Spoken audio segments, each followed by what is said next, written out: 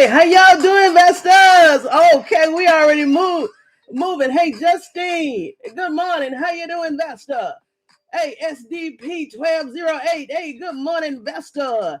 Happy Sunday. Can someone in the chat just let me know that you can hear me? Because we're going to be on a road today.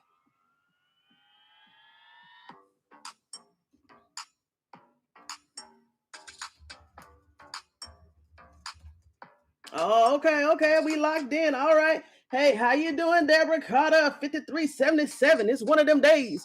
Hey, now this live is not going to be for any casual investor or viewer. So let me give it about 30 more seconds because YouTube is slow on Sundays. And then we're going to begin this show. Let me go ahead and share my screen and go ahead and get it ready. Get it ready. Let's see here. Let's say here.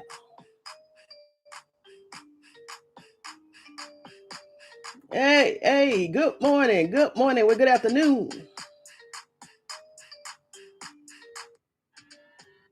There we go. I want to share this one first. Grim Creeper is here. Investors. Let's see here. Hey, investors, give me another audio check. They already messing with me because they know I'm finna come with this NFL heat today.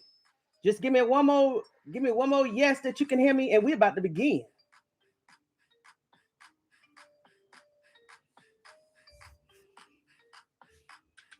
Perfect. All right, let's go ahead. Let's go. All right, investors and viewers. So it's Sunday. I'm not going to take your time, but I do want to share this information with you, okay?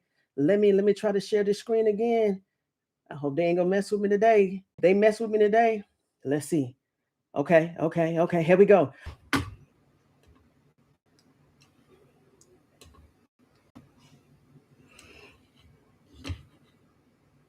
Let's see. All right, investors. It seemed like they don't want me to go ahead and show that right there. So we're gonna keep moving. Guess what? I already gave you an introduction. We already know why we're here. So guess what? This morning I wake up, and guess what? The NFL has won their grievance against the NFL Players Association. So as you know, I have brought them up in multiple lives. Okay. And if they decide to cut this screen again, don't worry about it. I just put another video. But 2 days ago, I just found out, I think when I got the news around 11 o'clock this morning, it was 10 hours ago, the NFL has won their grievance against the National Football League Players Association. Now, I brought that particular organization up before because that is the organization that's supposed to look out for the welfare of the players on and off the field. So I said, okay, hold on. What's going on? What grievance did they win? Why did they even have a grievance against the NFL Players Association? You know why? Well, the Players Association for 2023, 2024, and 2025 started releasing report cards on each team across multiple categories. I said, well, why would the NFL want to, ban this from getting out? Now, from the article I read, the NFL can continue. I'm sorry, the article that I read, the NFL Players Association can continue to do these annual report cards, but guess what? The information is not going to be public anymore. I said, really? I said, well, that's interesting. So I started digging. Let's see here. Now, mind you, if it goes blank again, just stay here. I just have to read out these report cards, okay? Because this is strange. I don't know why they're trying to cut this, but hold on. Let me go in and pull up 2025. Let's see what we got. Let's see what we're doing in 2025. And you know what screen in particular I want to focus on. Hold on. Because y'all know what Deion Sanders said. Y'all know that famous line. And now I know why Deion Sanders have did everything that he did at Jackson State University and also Colorado University. Hold on. I'm going to line this up. Remember that famous quote from Deion Sanders? He said, if you look good, you feel good. If you feel good, you play good, right? If you play good, they pay good. If they pay good, you live good. Now, let's go to this report card. This report card is going to tell multiple things, especially regarding Cleveland Browns and how they have, how can I say this? What type of environment they have put their players in 2023, 2024, and 2025. And now, this is the reason why Jimmy Haslam, I think, is really trying to get that stadium built. Remember, we kept saying, why is Jimmy Haslam want to get this $600 million stadium built? As an owner, as a business owner, I can see, based off these report cards, I can see why, okay? But going up to the 600 million, we'll talk about that later. But hold on, let me try to see if I can share this report card. If not, if the screen goes blank, just know I'm coming back in and I'm going to continue to move forward, all right? Let me go ahead and share this screen. 2025. All right. Which one is this one? Okay, this is 2025. And y'all are gonna be surprised what team has A's all across these categories. You're gonna be surprised. All right, so let's go down here. Let's go here to the Cleveland Browns. For treatment of family, they get a D+ for treatment of family. In terms of food and dining, they get a -C. In terms of nutrition, they get a -B. In terms of locker room, do y'all remember when Kevin Stefanski thought that he was after that win against the Las Vegas Raiders, and he had his chest out and he was giving accolades to all those players across the locker room? And when it came to Shedeur Sanders, he was like, oh yeah, good job, Shedeur Sanders. Now let me take that back, because that was the Raiders locker room. But what I'm trying to say is we've seen glimpses of the Cleveland Brown locker room, and we know that thing is subpar. So they got a -F in terms of the locker room. In terms of the training room, they got a -D. Training staff, they got a -C. Weight room, they got a A. Let's see, let me blow this here. For the scrutiny coach. Okay, here we go. All right, for the Cleveland Browns again, for the weight room, they got a -A. They got an A. The reason why they have an A is because Jimmy Haslam did put money into the locker room. So I can see that. For the strengthening coach, they got a B+. Team travel. Look how the Cleveland Browns got those players traveling. A D. Would you want to travel to an away game on probably subpar conditions? We're just going to put it like that. Team travel. That means they could have put them in any type of hotels. Let's continue. In terms of a head coach, they gave Kevin Stefanski a C this year. Can you believe that? They gave Kevin Stefanski a C this year. Now, this is based off the report card. Now, I did read in the article, not all players participated in giving their, rating these different type of categories. So let's just say 80% of all Cleveland Brown players, polled and gave their opinion and rated these different categories for this year. For the owners, they gave Jimmy Haslam a C+. I said, okay, but they gave Kevin Stefanski a C. Now, so I'm looking. Let's go back up to Atlanta Falcon. Look, Atlanta Falcon this year.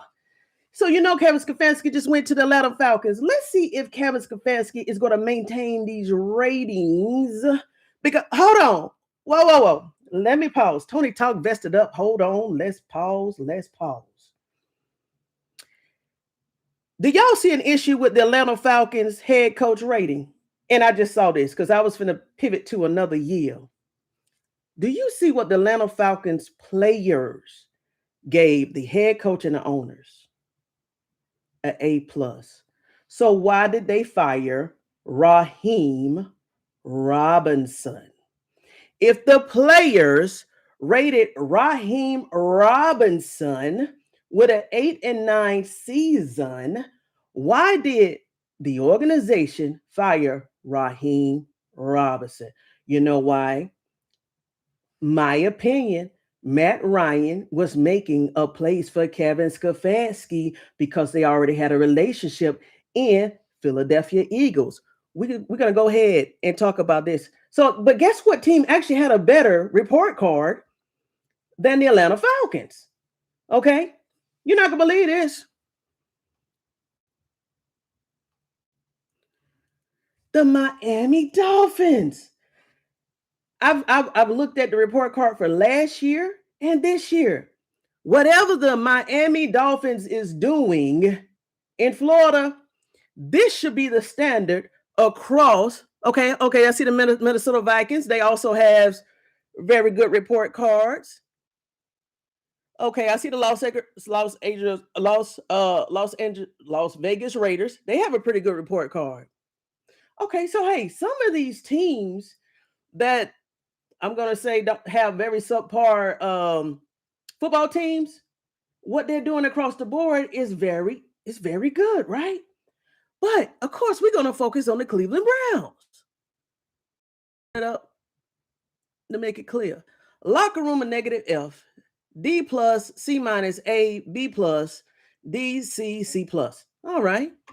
Let me go ahead to 2024. All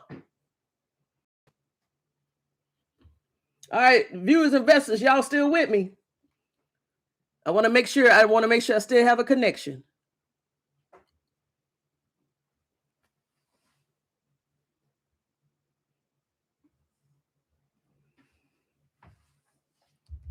Hold on. Okay, yes. All right. So let's go to the next one because we're about to hit up that Coach Prime information. I need to do a reaction about what Coach Prime had said 8 days ago because I missed that.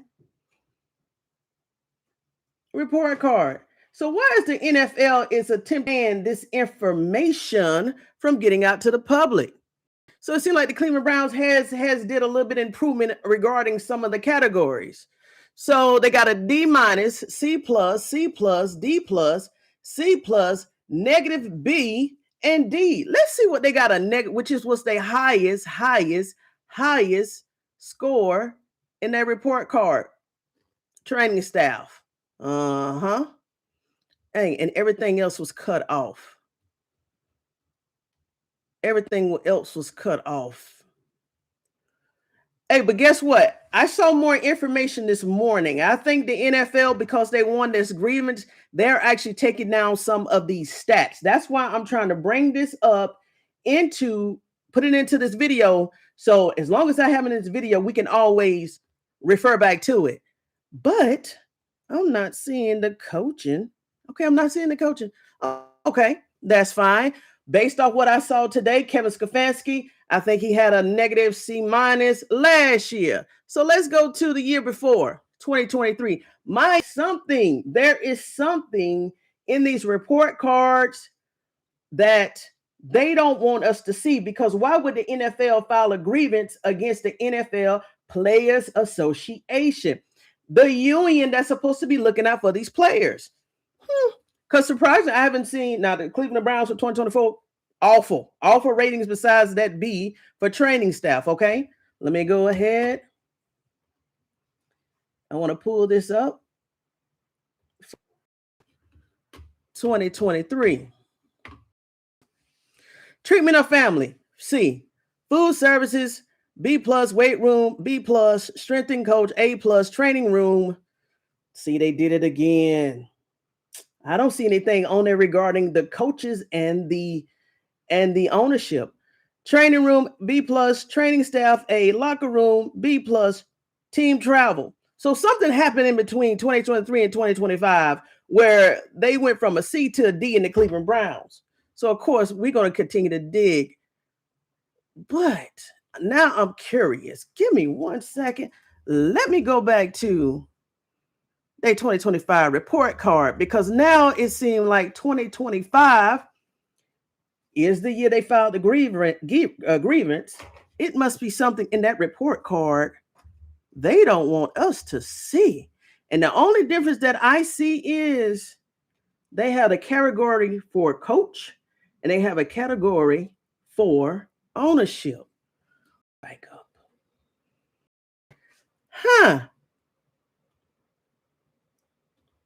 Head coach. Let's dig a little deeper, since for some reason report cards for 2024, 2023 has fallen off, or I can't see those. And this is a real response, because I thought the other two report cards would have this information, but let's keep going. Cardinals, -D. Falcons, A+. Baltimore. Hey, actually, this is a pretty good. This is something else I wanted to highlight, since Todd Monken is coming from the Baltimore Ravens. Hopefully, he can bring this standard to the Cleveland Browns, since he's the head coach.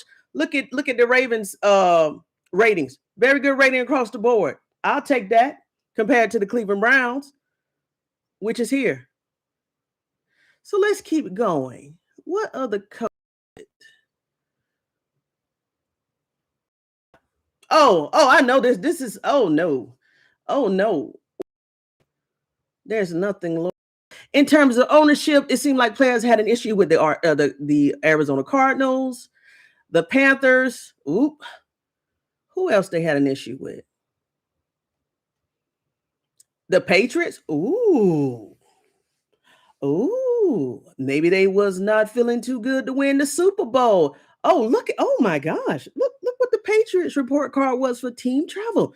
They actually gave them an F in team travel and the weight room. Not Tom Brady's Patriots. I know this a lie. Tom Brady Patriots, team travel F, weight room F. Let's keep going. Philadelphia Eagles, wow, they have team travel at F. But regarding those coaches, I don't see nothing. I think it was 2023 or 2024 that Kevin Stefanski had got a -C. And guess what? Everyone under Kevin Stefanski, let me kill this share screen so I don't be buffering. Everyone below Kevin Stefanski, either in 2024 or 2023, was fired. Either Kevin Stefanski, with that grade of -C, the two other people that got fired had a -C or under him. As we see, there's not even a -C on this report card. So why did the NFL, and this is my homework, why did the NFL file a grievance against the NFL's Players Association? What is it in here that they took offense to?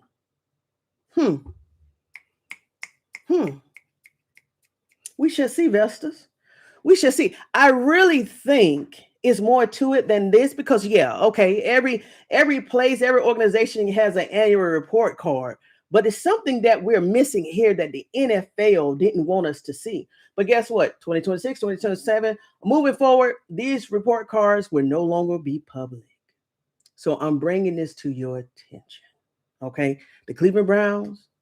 This is probably why Jimmy Haslam not giving him no type of excuse for what he did to Shedeur Sanders, but I can see why he probably wanted that $600 million stadium that they want to get built, because his ratings for this year is pretty bad. But I'm surprised about the Patriots. Now, let me keep moving forward. So we got that out the way.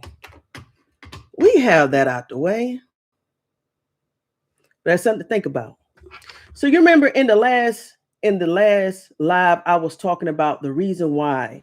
And like I said, this viewing is not for the casual viewer that wants to be entertained all the time. This is for the investors and the viewers that really want to know how these players are living behind the scenes, because they could be somebody they could be the little boy down the street, they can be your brothers, your cousins. These NFL have players. Remember, I brought up at the ending of one line, it dawned on me that these players are going broke, not because of their lifestyle.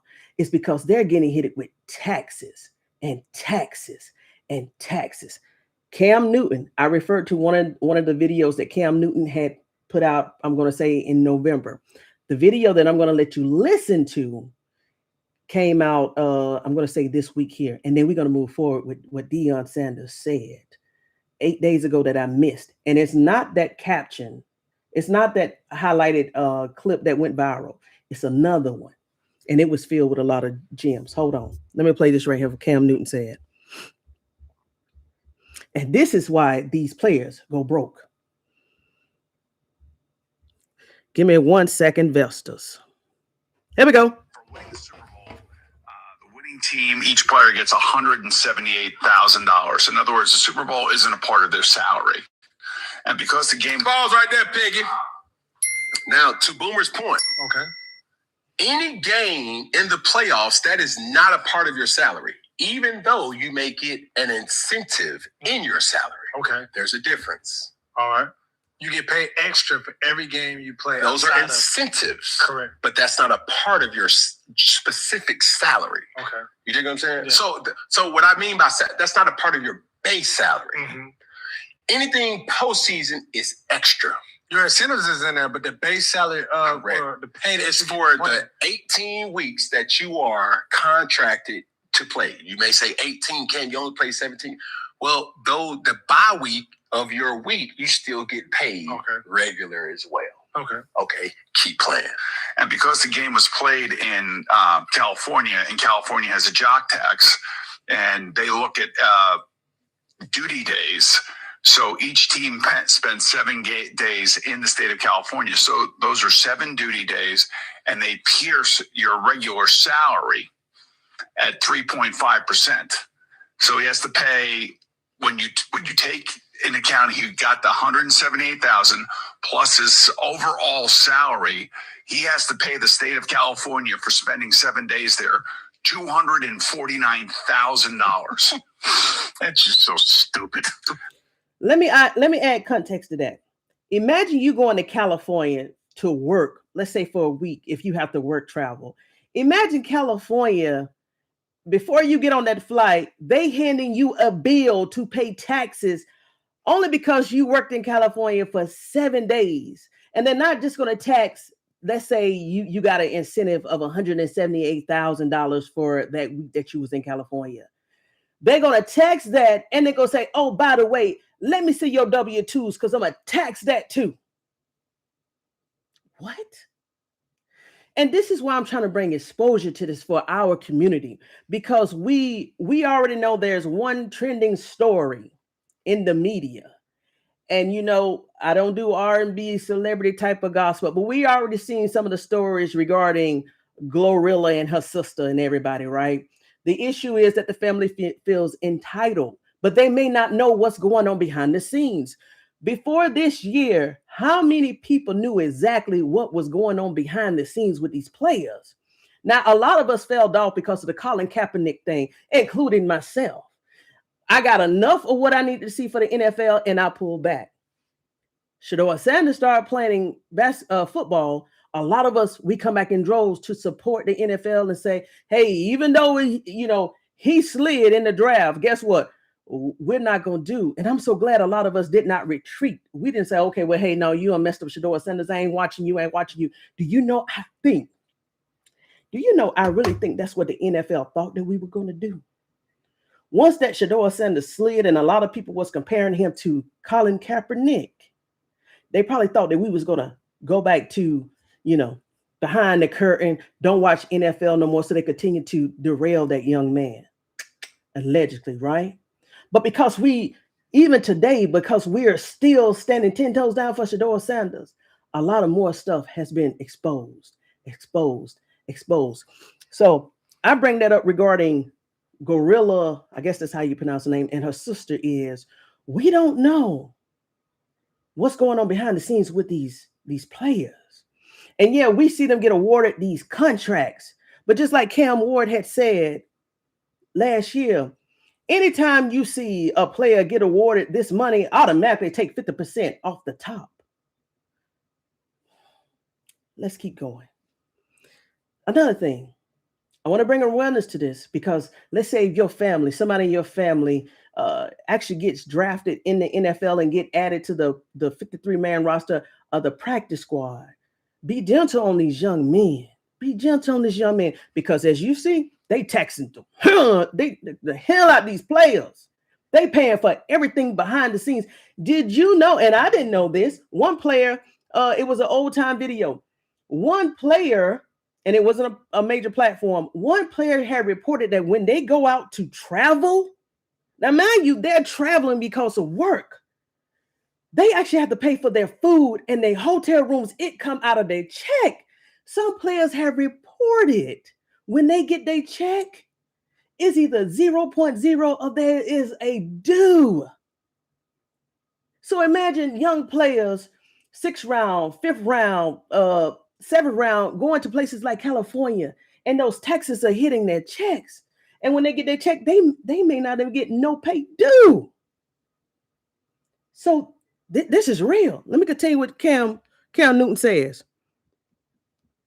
And he's basically going to sum up everything that I said. It ends up costing him $71,000 to go play in California. Now, on the NFLPA, now you got to remember, it's probably even more than that because since he's in Seattle, he's playing against San Francisco 49ers. That's another day he's there. And he's playing against the LA Rams. That's another day he's there. So he's probably had like 9 or 10 duty days.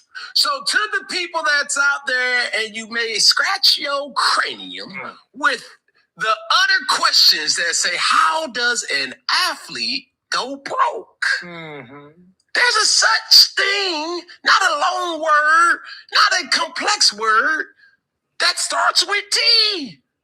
It's them taxes. Now, you're taxed at the 1 percentile of Americans, huh? You got state tax, income tax, federal tax, duty tax. Damn, Jerry. I'm trying to. Do you see this? And I have to break it up because of copyright. But do you see this? These players are getting with taxes that we are not, privy to. Now, I had one comment come on one investor or viewer or somebody commented under that video, and I thank you for any type of engagement I get in the comments. I thank you. This one viewer come in and say, "Oh, that's what's supposed to happen. That's how California taxes. Yeah, California taxes is 13.3, highest in the nation." That could be true, but what these players are getting taxed in states like that because they're in the 1 percentile. That 13.3% actually could be what's the highest tax bracket percentage? I forgot to look that up. Let's say it's 50%. Let's just go ahead and say it's a nice, cool 50%. So when I said that Shedeur Sanders probably came home with 200,000, or let's say between 200,000 and 300,000 this year, I was not joking. Okay, watch what Cam Newton about to say now. It ain't over. Watch this. They're not going broke by their lifestyle. They're going broke by taxes, just like us. They're going broke by taxes. It's just on it's more on a national and global stage. I think those games, hold on, let me continue. Tell you, bro, it's tough. Uncle Sam, and I ain't talking about Donald, gonna get him before you get you. And this is the knee slapper right here, Peggy, the crotch kicker. You get your money first, and them taxes roll around after you got your money. So you think you're good. So you gotta pay it back. And then you realize you ain't. Watch. I'll give you an example. Because I see the puzzle look on your face. Because break it down, brother. You get paid regardless. Okay. But do you pay taxes every day? No. When it's time to pay your taxes. At the end of the year. Quarterly. Oh, yeah. Or at the end of the year. You can say to yourself, why am I paying the state of California so much money? Uncle Sam gonna get him. So when you done spent on that Ferrari, Lambo, Birkin, turban, them clothes, bros, and I don't knows, that money ain't there. That money ain't yours. I'm trying to tell you, we ain't talking about Doritos, nachos. But brother and sister, be alert, because that's how they get you. They give you the money. And when it's time to do your taxes, whatever city and state that you played in, they will be expecting their end of the bargain. and they don't care what you done did with your end of the bargain. But let me ask you two questions. Number one, do both teams get paid for going to the Super Bowl? Winners. So let me pause there. So I thought that the players' paycheck, let's say on a weekly basis, based off where they played, the taxes was coming out then. Based off what Cam Newton just said, and maybe he's just using, a scenario type of thing. He's saying that these players, and this is another reason why they probably go broke. They are thinking that once they get their paycheck, and so this is another thing. This is why Deion Sanders at the University of Colorado and also Jackson State, he would hold these type of meetings and sessions with the players, and he stresses financial literacy. Why doesn't the NFL have these type of classes embedded into orientation? Maybe they do, maybe they don't. Maybe they do have let's say a 5 or 10, 15 minute type of orientation. And then they say, oh, hey, if you want further information, hey, please call this 800 number or get with your team rep. By that time, them young men, especially if they're not a veteran and they don't know how the paychecks are set up, their mind is focused on football and trying to make the team and trying to make wide receiver 1, wide receiver 2, and so forth. Their mindset is not thinking about financial literacy, right? So based off what Cam Newton just said, if these players are thinking once they get their check, like we do, the taxes already came out. Maybe not. But let's say they're not. This is when those athletes, especially those young NFL players, they get that rude awakening like, oh my gosh, I have spent my money and I owe what to Uncle Sam? What do I owe to the government? What do I owe to this state? This state, this state, this state. This is why these players are going broke, either for lack of education, lack of awareness, or hey, the NFL is not telling them exactly what's going on regarding their finances. So if you know anybody, high school, college, going into the NFL, start talking to these young men about what taxes to expect. Okay, investors and viewers, I hate seeing our young men leaving the NFL. And what's the average amount of time for the NFL players? 3 to 5 years. After that, they're broke. Everybody want to know why they broke. They broke because of taxes. They broke because all these hidden taxes and fees that they have to pay out unexpectedly. Okay, think about what Cam Newton just said. Even Travis Hunter. I said many times in my show, and I want to correct myself humbly. I said, well, Travis Hunter, he was number 2. He had a $30 million bonus, and he was number 2 in the draft. Travis Hunter, he's okay. I shouldn't have said that about that young man's pockets. You know why? Because based off what Cam Newton said, they already hit Travis Hunter for half of this year, annual salary because of taxes. You already know they hit his bonus. That $30 million probably came up to about $10 million if he has agent fees and all this other stuff. Listen, the NFL give it and the NFL take it away. You hear what I'm saying? These young men are not rich and well off like we think they are. It's just something to consider, investors. Just something to consider. So if you have any nieces, nephews, not nieces, but them too, because females, they're going into these professional sports too, tell them, expect them taxes to hit at the end. And also expect them to, if they see an issue with their locker room, their coach, their head staff, the ownership, these report cards are still going to be coming out. However, they won't be, the results won't come to the public like the ones I just showed you for 2023 and 2024 and 2025. But let them know, hey, if you see an issue, go to your NFL Players Association. Now, the Players Association, they upset me this year because they saw what was going on in the Cleveland with Shedeur Sanders and how the NFL did them. This is when the NFL Players Association should have made themselves known.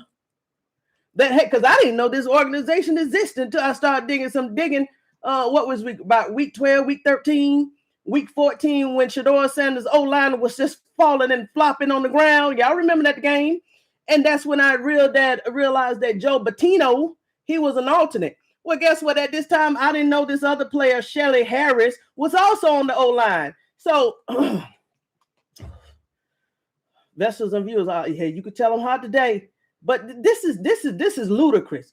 But it's something else in those report cards that were made public. And as you see, I pulled it up, but it's something else. I got to do some more digging before they take it down. They may leave the last 3 years up, 23, 24, 25. They may leave them up. If not, I'm gonna have to capture them. But there's something going on that the NFL did not want us to see in those report cards. They did not want us to see in those report cards. And the Tom Brady Patriots living like that, traveling like that, it's something.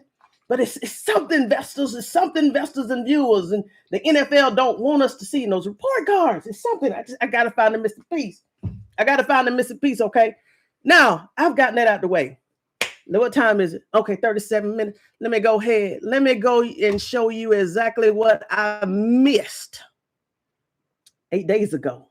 Now we saw when Deion Sanders had went to the Super Bowl. And let me check the chats to make sure. Hold on, let me make the chat. Okay, make sure I ain't missed nothing. How you doing, Grim Creeper? Thank you so much. Deborah Carter, thank you so much. Love out to everybody. Kim B, hey, how you doing? Thank you so much, Kim B. I saw you in my last chat, Miss Sparks. Hey, thank you so much. I fell off too and came back for Shedeur. Now, Miss Sparks, what you talking about? What you talking about? You ain't fell off. What you talking about? And Black Diamond. Hey, Black Diamond, you finally got me. There it is. So let me go ahead. So we all saw that clip where Deion Sanders had told ESPN when he was sitting up there with Stephen A. Smith. It was another lady, Cam Newton, Deion Sanders, and Ryan Clark. And somebody had the nerve to ask Deion Sanders, I think it was the female, based off everything that has happened, would you ever go to the NFL, or do you have any aspirations of being an NFL coach? And we already know what Deion Sanders says. He said no. Not the way they did my son, and we know that he meant that. Gotcha. So once again, I'm waking up this morning, said my prayers, and thank God for waking me up this morning. I go on my phone, along with that report card stuff. I said, what? And shout out to G. Bush. I just happened to see a clip. I haven't watched any podcaster, Lord, about three or four months. But I said, let me see what he talking about. So there was a clip that he showed. I said, Deion Sanders is not playing. So I went and started digging for this clip. I saw the same clip in about 3 or 4 places. I said, no, it got to be something else. Where's the whole clip? Vestas, I found that clip, and guess what? That clip that's going around only shows that bits and pieces where Deion Sanders lit up into Kevin Clark, and I got that clip too. But it's other pieces of that interview that led up to that grand finale that Deion Sanders said to Kevin Clark, and I got all them pieces already waiting for you. Hold on, Vestas. Let me go ahead and show you this right here. Because Deion Sanders went almost rogue in this clip. If you watch the whole video, not just that clip, let me go ahead and show you exactly what I'm talking about. Let me go ahead and start this off right here. Let me see right here for the players. Give me 1 second.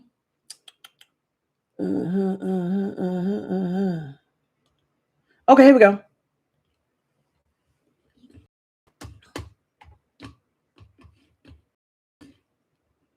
Now, this is the beginning of this clip here. And Deion Sanders is Deion Sanders, but watch this. The I go through this out. every year. You know that, right? Yeah. You're trying to trigger me. I'm not trying to. Because you know I do this every year with the Hall of Fame. Are you, let me flip it on you. Yeah. Yes, sir. Are you unsatisfied that you were taking with me? You're unsatisfied with. I'm unsatisfied. That's stupid. Okay. Explain. No, not you. Stupid on behalf of, how can you be so petty? Yeah. To let your on camera with Belichick. Belichick will go down in history. Coach Belichick, I'm sorry, coach that ever lived. Yeah. How in the world? It just makes everything about. Hold on, Vestas. Hold on 1 second. Hold on, Vestas. I'm going to do it old school because a storm is coming through. So let me go ahead and replay this for a second. Hold on. Let me go old school. Yeah. Whatever than others, it still is not going to be equality. Yeah. No, absolutely. Who's your favorite? Someone who's does not have the last name Sanders. Okay. Who is your favorite player in the NFL to watch right now? Now, did you hear? His name is Kevin Clark, and I'm finna go through this real fast. his first question was, the second question was, who in the NFL you like playing, you like watch playing minus Shedeur Sanders? I'm sorry, he said anybody besides the name Sanders. He said that for a reason. Let me go ahead and show you what Deion Sanders said in response, because Kevin Clark was being messy. I'm gonna show you why. I love Kelsey. I love Kelsey. He's my guy. I love Jalen Ramsey. Oh my God, Jalen Ramsey. He's my guy. I don't watch a lot of pro football because I have a college mind right now, and I'm in the college scene, so I don't watch a lot of pro football. Like, I couldn't tell you nothing about neither team in the Super Bowl. Not one thing. I can tell you one thing about it. Not one. Try me. Not one. All right. Let's do. Now, you know, Deion Sanders is trolling right now because he knows exactly what teams played in the actual Super Bowl and the colors of those teams. Let me keep going. Deion Sanders, at this point, he's starting to be messy, and I love it. I love it. Hold on. I may not even know the colors of the team, what uniform do it. Stephon Diggs plays for the Patriots. I heard that. You may have crossed your desk at some point. Well, only because Cardi B. I'm just joking. I'm just joking with you. No, he's a dog, man. I'm proud of him. DeMarcus Lawrence. Now, hey, investors and viewers, of course, I don't know who you are, but you know who I am. Out of all the players that Kevin Clark could have said, why would he bring up Stephon Diggs knowing that that's a trending topic? Do you see how they like to use us for trending topics? But in terms of accolades and in terms of giving us our just due, they diminish it and devalue it. Hold on. Legacy media, this is why they're dying. Look how they're treating Coach Prime on a national stage. As of now, I think that particular video, I need to go back, but I'm definitely sure it's in the hundreds of thousands of views. Watch how this man tries to handle Coach Prime, but watch how Coach Prime, throughout these other 3 clips I'm going to show you, handles him back. This is why they don't like Deion Sanders, because they can't handle him any type of way in the media. And if they do, in all poise and confidence, and with standard, Deion Sanders is going to give it back in a way they don't like it. Okay, I'm gonna get to this clip. Hold on, because they're ridiculous. This is about 15 more seconds. I'm proud of him. Yeah. I didn't know he was with what team is he with? Seattle. Seattle. Yes, okay. Yes, sir. I guess I did since I said it. Yeah. I know you don't have a pro mind. No. Marcus Spears, we did a live show together last night. Okay, so that clip is over. Next clip. 34 seconds. A shot at the Cowboys. If DeMarcus Lawrence goes, immediately wins the ring in Seattle. Why are we taking a shot at the Cowboys? We're not. You heard that? So just like Kevin Stefanski, I said in my last live, Kevin Stefanski utilized that show, you know what show I'm talking about, to get his talking points out, to get his true opinions about Shedeur Sanders out there in the universe. But because the positivity that has come back, platforms like that are being silenced. Okay? Now, Kevin Clark knows that Deion Sanders has played for the Cowboys before. Why would he want to shoot shots at the Cowboys? Deion Sanders just said, well, out of all teams, why would you ask me about the Cowboys? Either he wanted him to, even Kevin Clark wanted Deion Sanders to say something wrong about Jerry Jones, or he baited Coach Prime with this question in order to get his expertise for the Cowboys or another team or for anybody else. Do you know how many people watches Deion Sanders, but you don't know how they're watching Deion Sanders? And these type of media pundits, they like to ask certain questions so they can steal his ideas. We know when Deion Sanders was at JSU, and especially with the University of Colorado, when they were building and getting that momentum, they hated the cameras in the locker room. They hated the cameras on the field. They hated the cameras every way that the team went, and now everybody's doing it. This particular snake right here, he was asking Coach Prime questions throughout this whole thing to try to get his intellect and to try to steal ideas by posing certain questions so that everybody else can use it. Hold on. Let me continue. Hold on 1 second. Vestas, I'm almost about to let y'all go.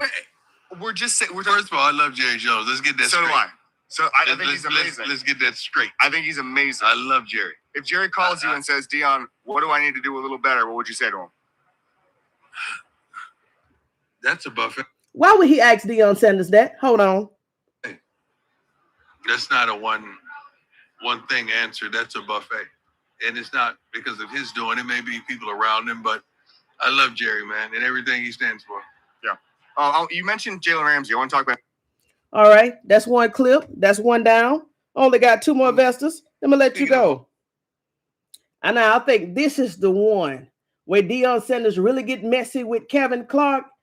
And I'll let you, I get my commentary afterwards. Let me let it play. This is 1 minute 30 seconds. Okay, you diverted me back to that. Oh. Mentally. Yes, sir. Darren Woodson. Yes. Asante Samuel. Oh, I'm forgetting the name. I'm sorry. Fred Taylor. What about those 3?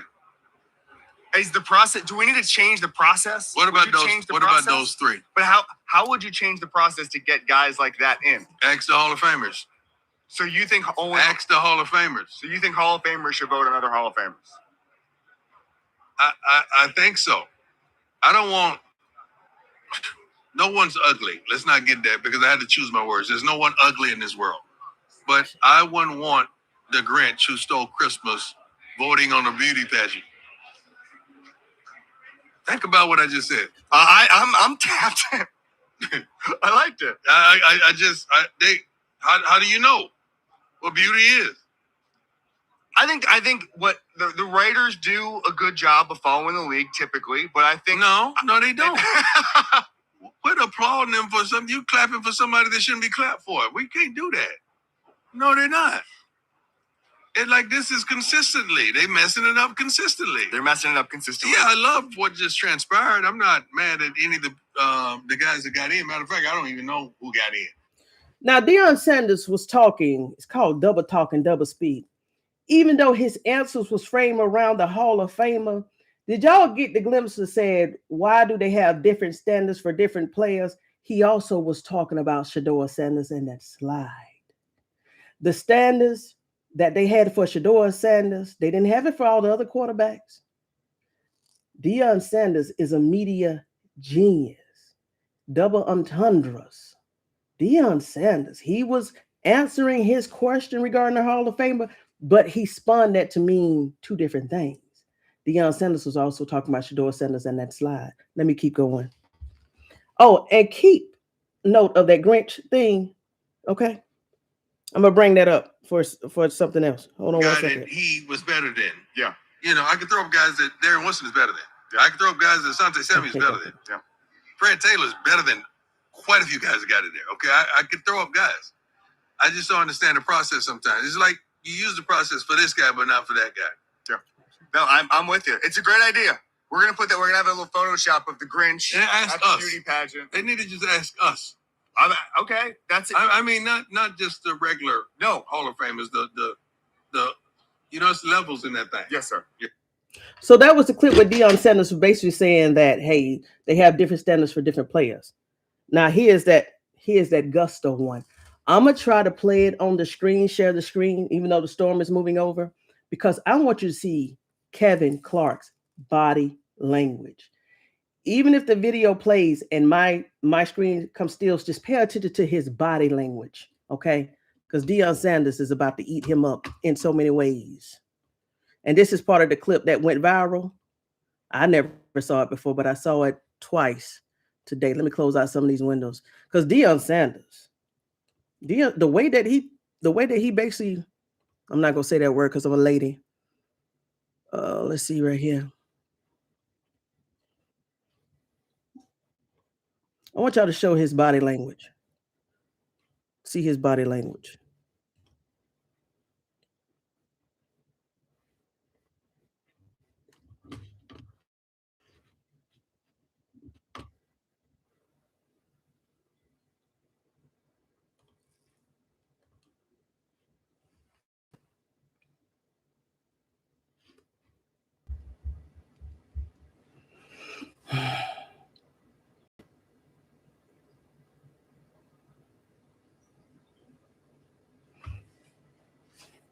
All right, viewers, he won't let me do it, but guess what? I got it right here. Let's play it.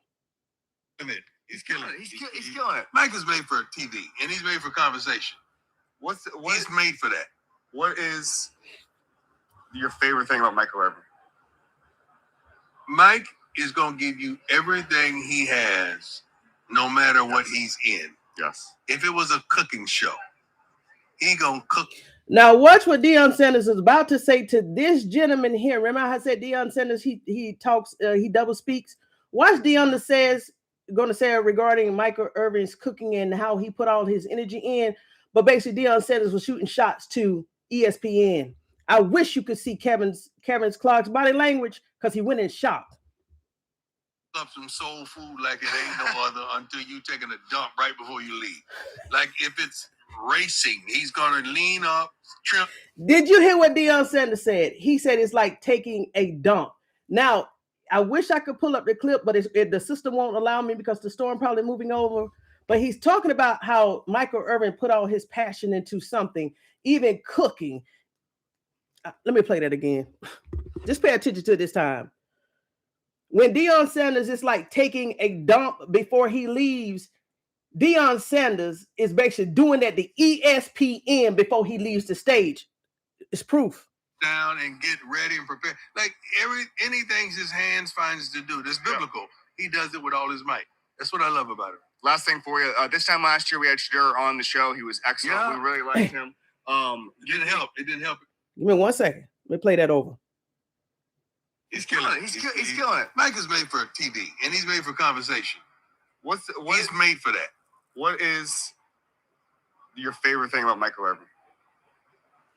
Mike is going to give you everything he has, no matter what he's in. Yes. If it was a cooking show, he going to cook up some soul food like it ain't no other until you taking a dump right before you leave. Like if it's racing, he's going to leave. I'm going to put that clip out there. If you see this man body language with Deion's, now you know Deion Sanders, even though he's candid sometimes, he watches his words. Deion Sanders, he was basically telling ESPN, I'm taking a dump on YouTube. Okay? I'm going to show that clip. Gosh, I wish I could show that clip. Let me move forward. So remember in my earlier clip, I said that Kevin Clark, he said he asked Deion Sanders, besides anybody with the name of Sanders, what other player you like watching in the NFL? That's when Deion Sanders says, I basically don't watch the NFL. So that's strike twice. Deion Sanders made it known, I don't like the NFL. I don't like what you did to my son. We already know that. And guess what? Basically, I'm taking a dump on the NFL. Now, Kevin Clark, he's going to ask a question about Shedeur Sanders. So why was it okay for him to bring up Shedeur Sanders, but Deion Sanders could not even give his opinion about his son in the NFL? And what would have been wrong for Deion Sanders to say, yeah, I like watching my son, Shedeur Sanders? It's a reason. The media has a madness that needs to be studied, especially when it comes to the Sanders family. This the last clip. Down and get ready and prepare. Like anything his hands finds to do. That's biblical. Yep. He does it with all his might. That's what I love about him. Last thing for you. This time last year we had Shedeur on the show. He was excellent. Yeah. We really liked him. It didn't help. It didn't help in the draft when you had him on the show last year this time. It didn't help. So you probably was one of the one that killed him. Did you sabotage my son? Because it didn't help. I tried my nothing best. You did I tried my best to help. You just told me he was kind. He was wonderful. He shook everybody's hand. Yeah. I tweeted it. But you didn't tell that to nobody. Yes, I did. Kept I it a secret. It went viral. Nobody saw it. I didn't see it. Because if I had known, I would have led with that. Now you're telling me that. Nobody saw it. I tweeted it. So when they were murdering his character, did you retweet it? I did. No. I promise. No, I said it. No, you did. Coach Prime, I said it on Get Up. No, you did. I said it on Get Up. I said it on multiple shows. Miles Patel was my producer. As Miles is my witness, I spread Miles is my witness. I said you said it like it was God. Miles is my witness. I wouldn't say as God as my witness. It's not as heavy. Okay. As that. But I spread the good word of how kind Shedeur Sanders was. But you let the whole world lie on him. I tried. Did you notice that all that stuff just kind of just went away?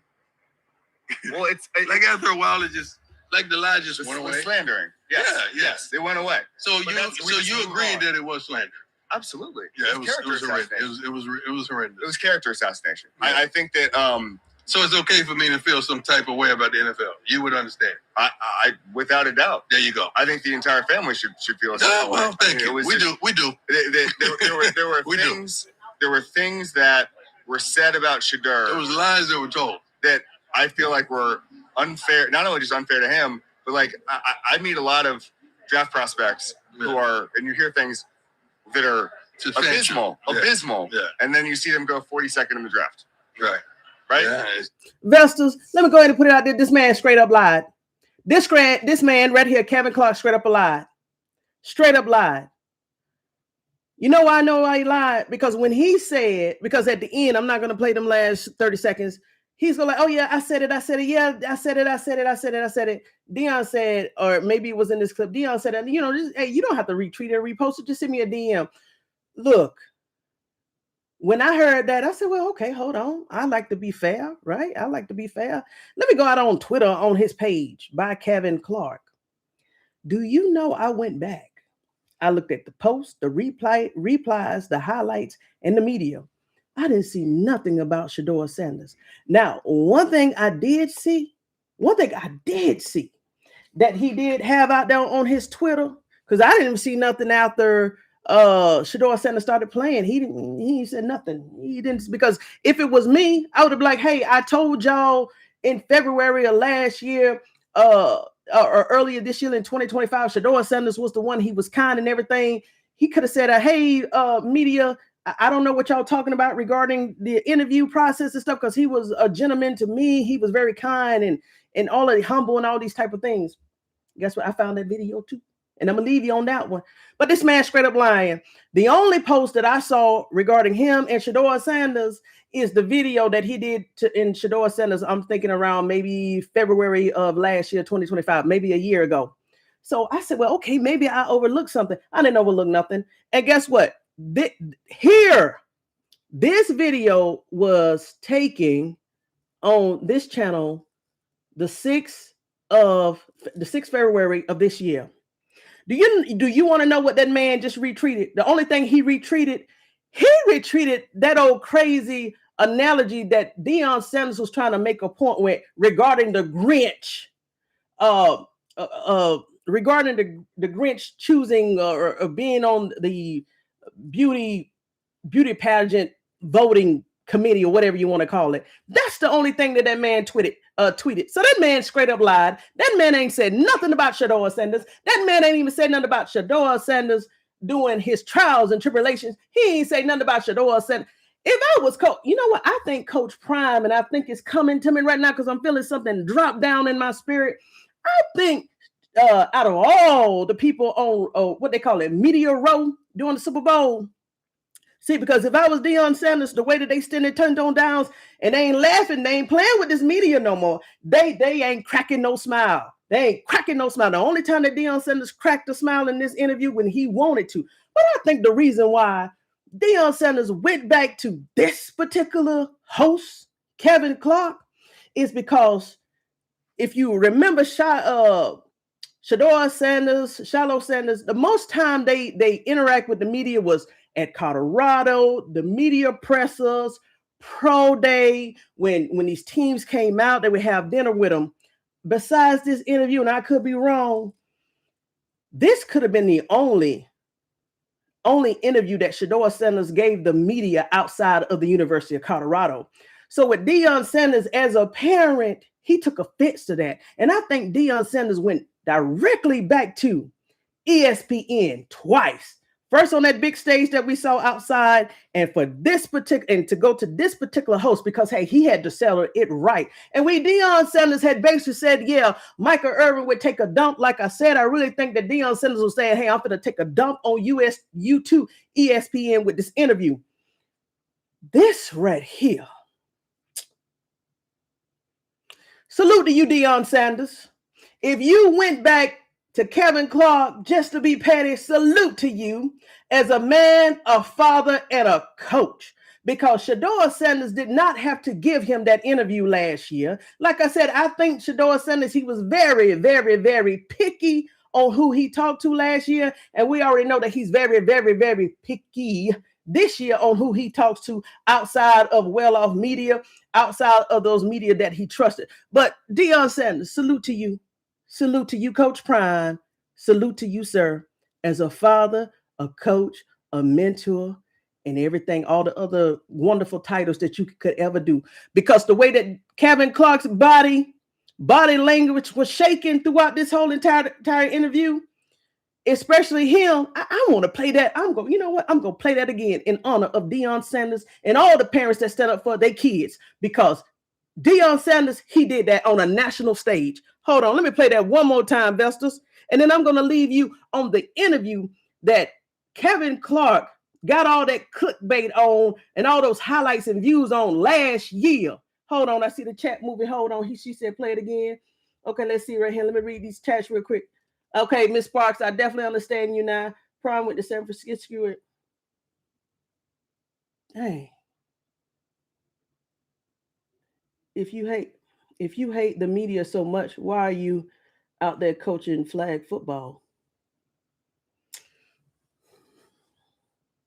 Oh, if you hate the NFL so much, why are you coaching flag? See, me personally, I can't speak for the Sanders family, but I can speak for someone that's watching this whole entire story. Coach Prime went out there, and like I said, this is my opinion. He went out there for several reasons. Even though he hates the NFL and everything, he knows that he still has partners and connections out there in Colorado.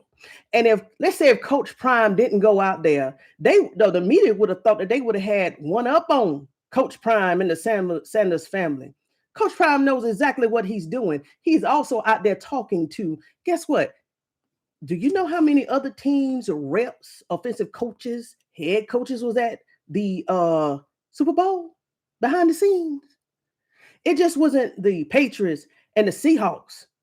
It was a lot of other people that have connections inside this other team. Now, Shedeur Sanders, it seemed like he has gotten on that yellow brick road, and we're going to be watching that story too and Todd Monken. But we still got to think about Shilo Sanders.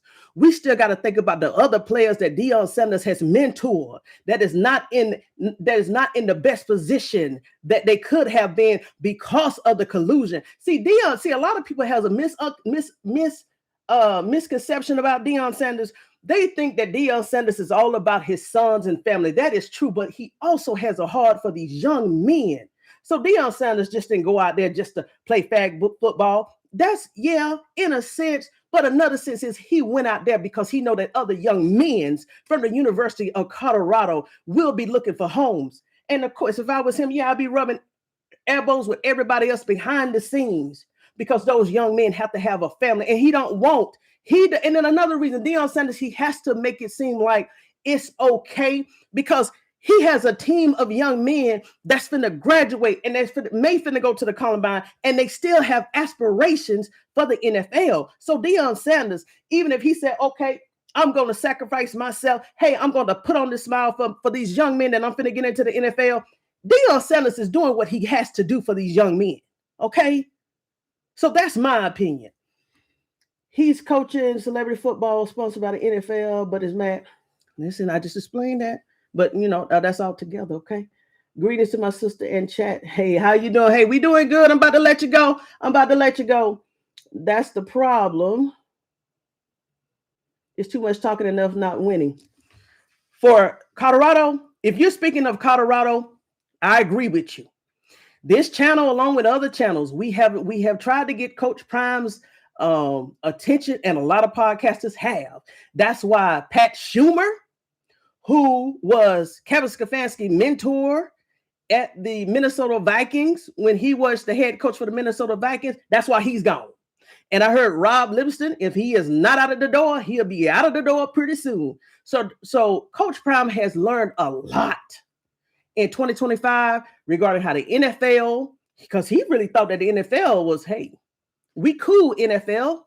But no, Deion Sanders have had that rude awakening that all of us have to go through life. Hey, that person is not your friend. Those 32 teams, that NFL, the one that Deion Sanders used to uplift, hey, you're not who I thought you was. We're good, but we're not who I thought you was. And going back to the Colorado Buffaloes, Deion Sanders, he has said many mistakes.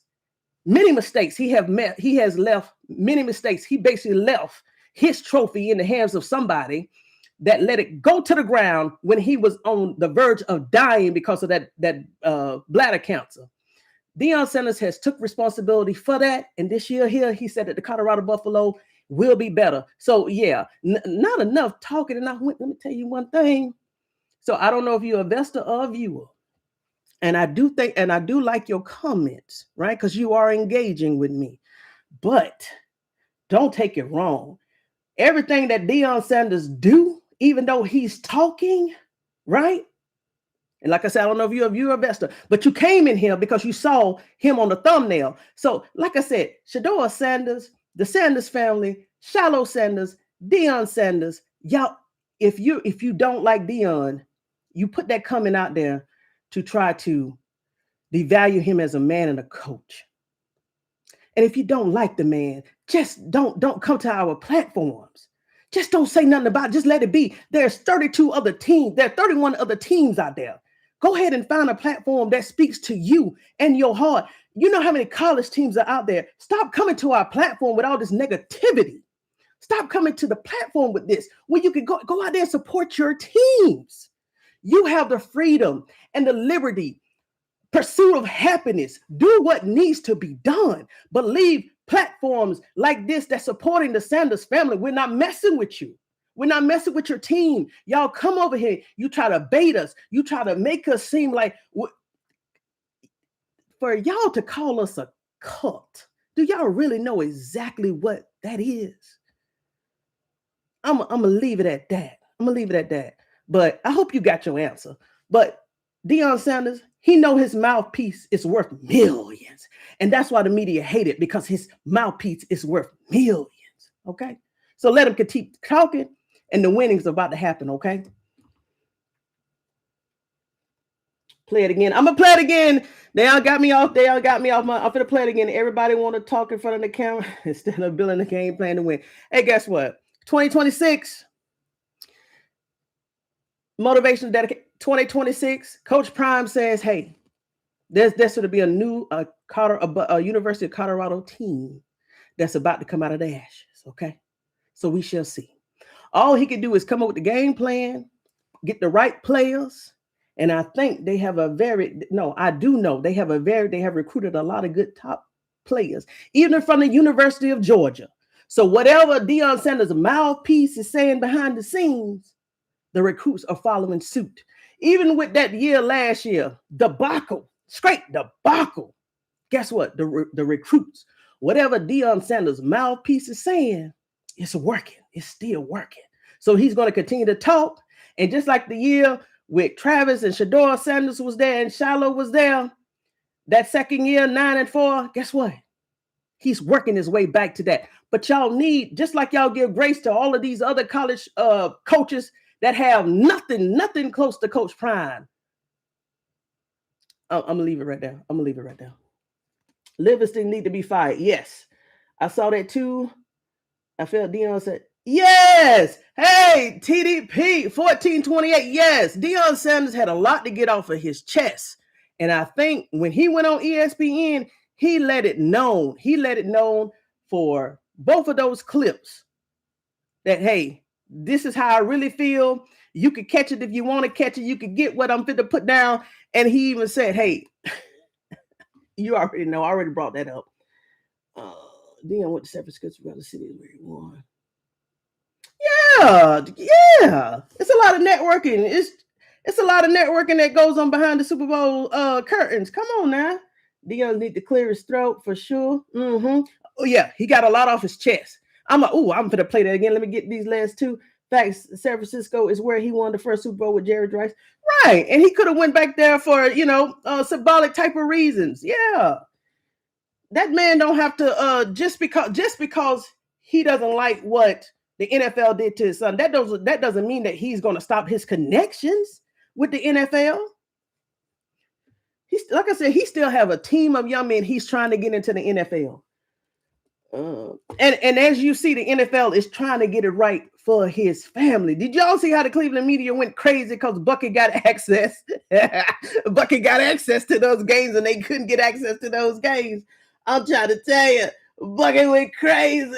The Cleveland media went crazy because Bucky had access to the sideline. All right, what else? Facts.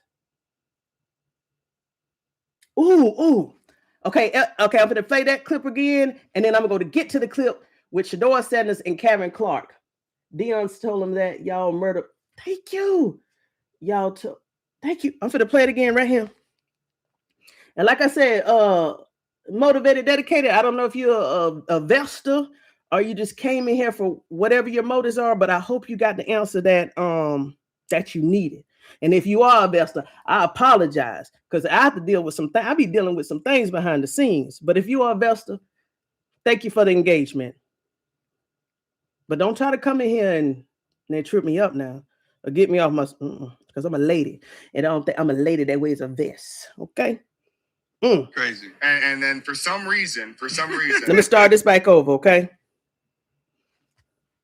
He's killing it. Mike is made for TV and he's made for conversation. He's made for that. What is your favorite thing about Michael Irvin? Mike is going to give you everything he has, no matter what he's in. Yes. If it was a cooking show, he going to cook up some soul food like it ain't no other until you taking a dump right before you leave.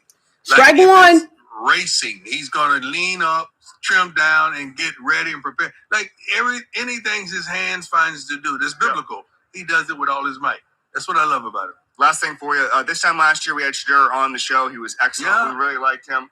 It didn't help. It didn't help in the draft when you had him on the show last year this time. It didn't help. So you probably was one of the ones that killed him. Did you sabotage my son? Straight up. It didn't help. I tried my best. Nothing you did I tried my best to help. You just told me he was kind. He was wonderful. He shook everybody's hand. Yeah. I tweeted it. But you didn't tell that to nobody. Yes, I did. I tweeted it. It went viral. Nobody saw it. I didn't see it.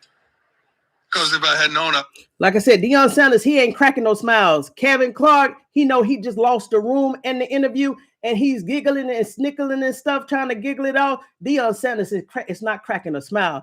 Kevin Clark is losing his mind because he know he has lost the interview. Would have led with that.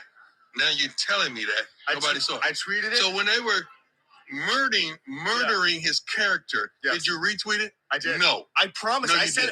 No, you did. Coach Prime, I said it on Get Up. No, you did. I said it on Get Up. I said it on multiple shows. Miles Patel was my producer. As Miles is my witness, I spread Miles is my witness. I said you said it like it was God. Miles is my witness. I wouldn't say as God as my witness. It's not as heavy, as that. But I spread the good word of how kind Shedeur Sanders was. But you let the whole world lie on him. I tried. Did you notice that all that stuff just kind of just went away? Well, it's like after a while, it just. Like the lie just went away. Slandering. Yes. Yeah. Yes. It went away. So you agreed that it was slander. Absolutely. Yeah, it was horrendous. It was horrendous. It was character assassination. Yeah. Hold 1 second. Is the reason why Deion Sanders asked, I'm trying to tell you, he's a media genius. Is the reason why he asked Kevin Clark that and wanted to respond? Because Kevin Clark, quote unquote, he represents ESPN. That means that Deion Sanders got someone that represents ESPN to say that everything that happened to Shedeur Sanders was wrong and it was character assassination. Do you know Deion Sanders can also use that as a piece of evidence in court because Kevin Clark represents ESPN? Keep going. So it's okay for me to feel some type of way about the NFL. You would understand. I without a doubt. There you go. I think the entire family should feel something. Well, thank you. We do.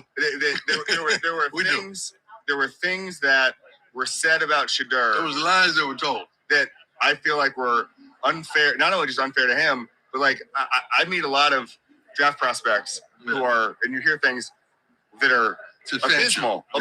Yeah. And then you see them go 42nd in the draft. Right? Yeah, it's crazy. And then for some reason, Shedeur Sanders is the one guy where it becomes a 6-month story. Well, I think God had his hands on it, and he went where he's supposed to go, and now he's doing what he's supposed to do. I'm happy for him. I'm proud of the young fella. I really am.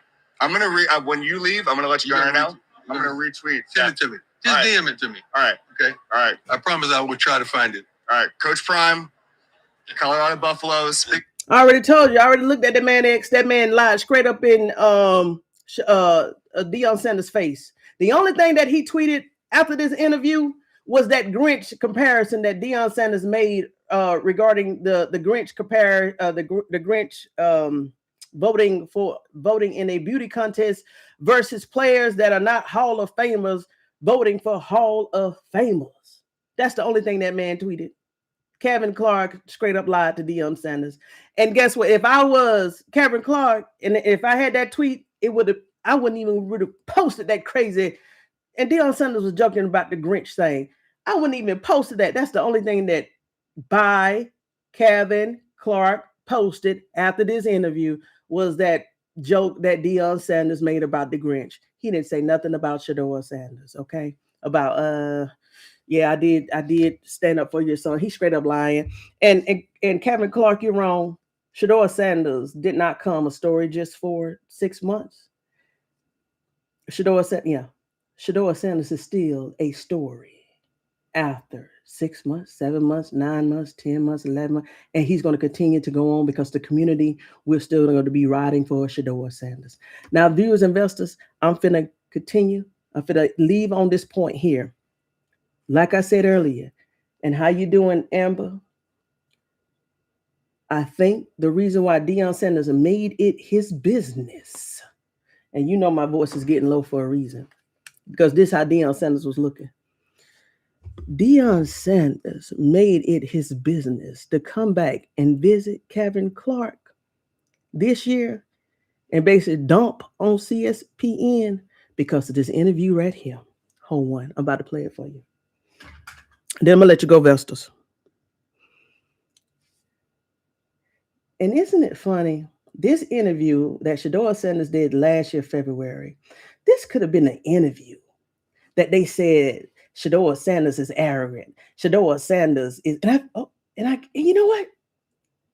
I think I'm on the right point of why Deion Sanders came back and visit Kevin Clark, because a lot of the media pundits probably use this interview right here that I'm about to give an audio clip on.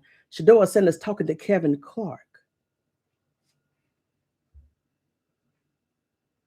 Football your entire life. Yeah. Who would you say, and we'll talk about your dad in a second, but who would you say outside of that are your quarterbacking mentors? Like, who are the folks that... The main was Mike Vick. Okay. Let me stop it. Mike Vick. Now I know why Shedeur Sanders and Mike Vick were glued at the hip at the Pro Bowl. And now I think because Shedeur Sanders said this last year, I think that's why the Las Vegas Raiders did not draft Shedeur Sanders, because knowing what I know now that Tom Brady was actually his mentor, was his mentor in high school going into college. If I was Tom Brady, he probably felt some type of way or offended that Shedeur Sanders didn't say him.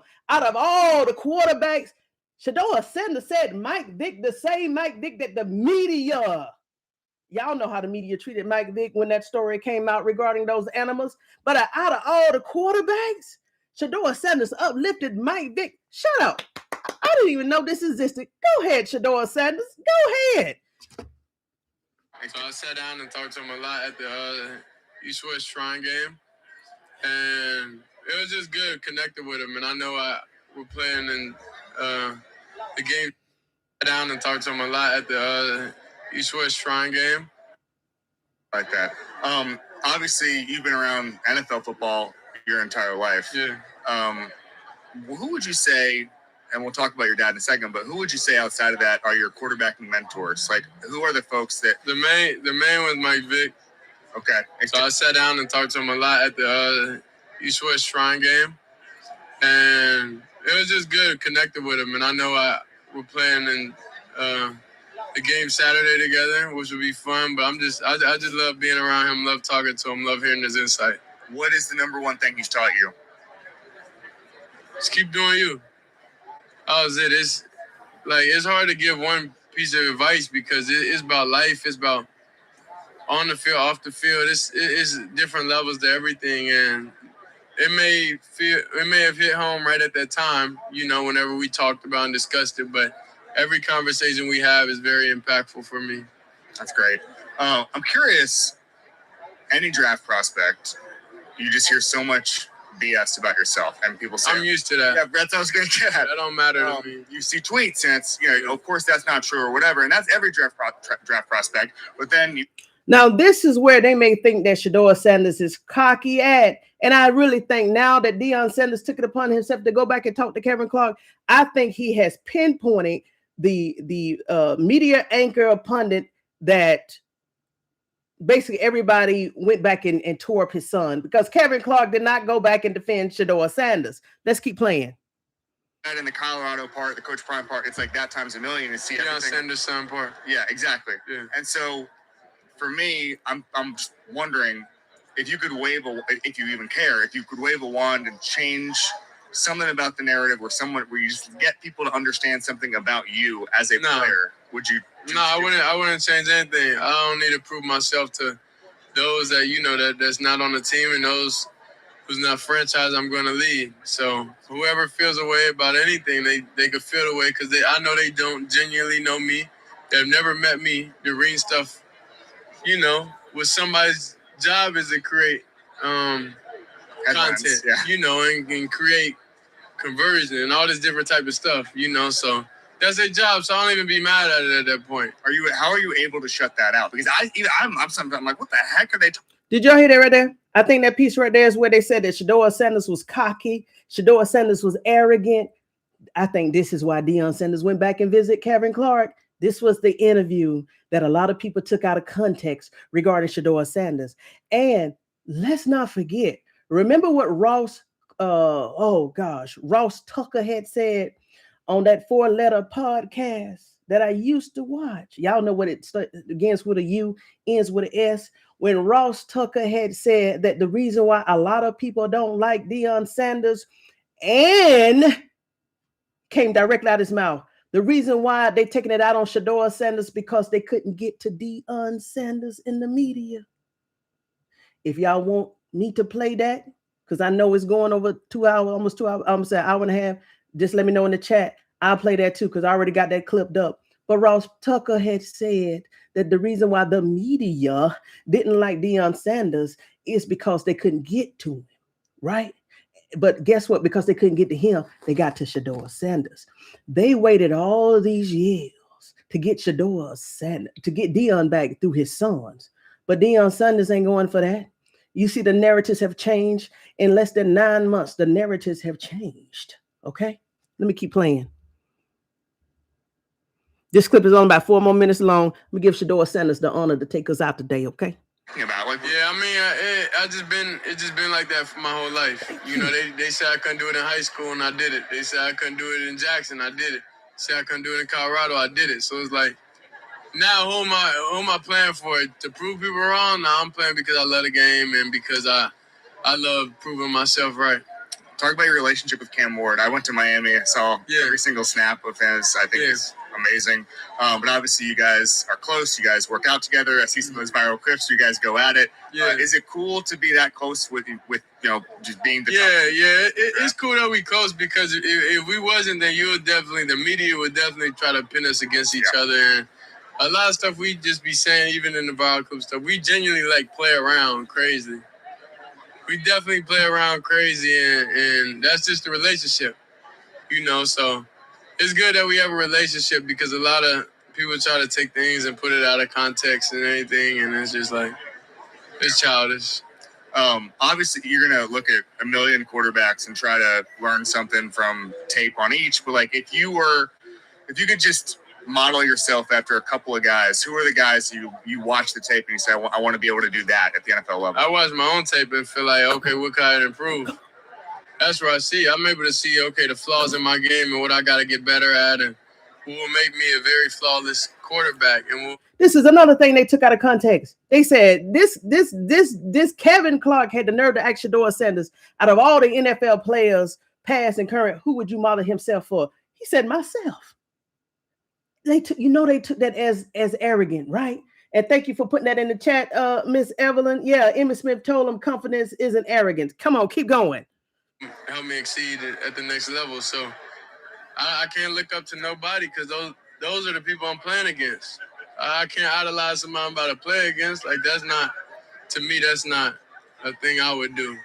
I like that outlook. I've never heard that before. Yeah, that's a good way. I mean, my dad, the best player that ever played the game. Like, you think I got other people I look up to like that? Nah, he done did it. So if it's anybody outside of him, then that's a little bit disrespectful.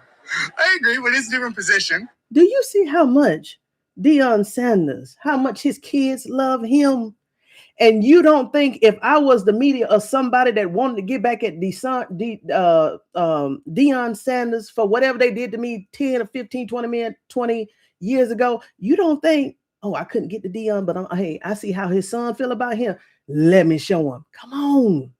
Come on. This is psychology. We're understanding how these people are thinking about the Sanders family.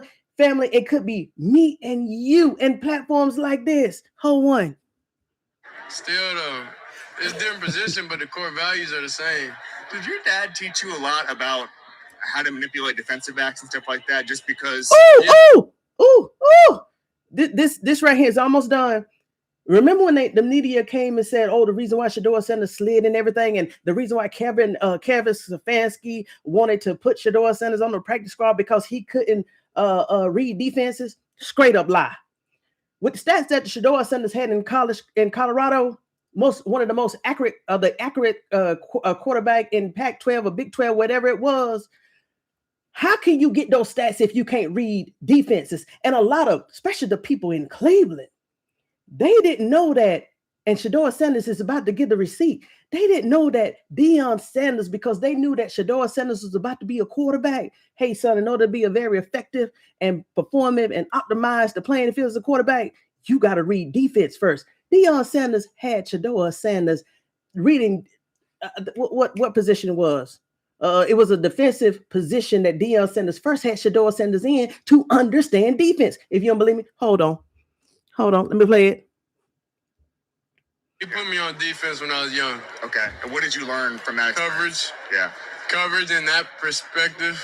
So playing nickel, down safety, like knowing what I gotta do. So it's real fun. It's just like a puzzle. Yeah. On a board. You just gotta continue, like, beat it with a throw or be able to understand what coverage it is and get into the right stuff and understand what's not good for this coverage. And I like it. It's like playing chess. I like that. Quick hitters. If you could play with any wide. Did y'all hear that? When the media said, "Oh yeah, Shedeur Sanders, his only weakness is," even now, "Oh yeah, he need to read defense." No.